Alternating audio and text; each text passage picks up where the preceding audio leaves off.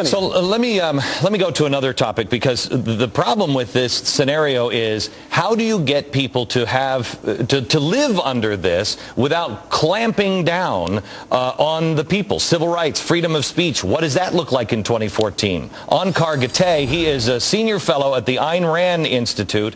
Onkar, tell me a little bit about what you see happening with freedom of speech in a scenario like this. How does the government need to keep people muted in a situation where things have really fallen apart?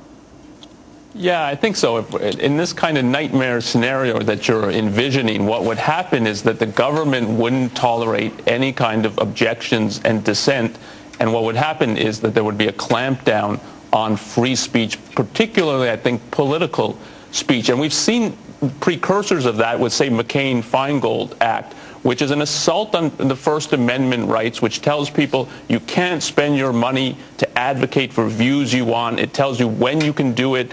It puts periods when no one's allowed to speak or some groups aren't allowed to speak. And we would see a real extension of that, so that the people in political power can hold on to their power. To get a real collapse in a dictatorship, it's one-party rule. But to get that, you really have to silence other people.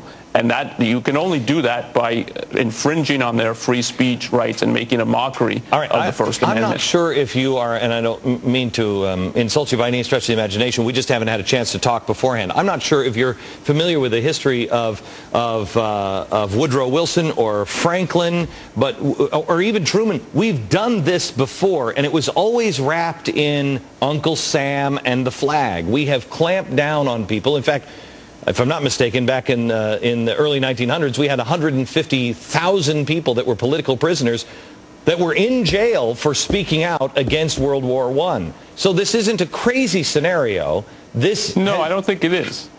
Right. This has happened before. So what are besides what would be the signs, the road signs along the road to 2014 that we should be aware of?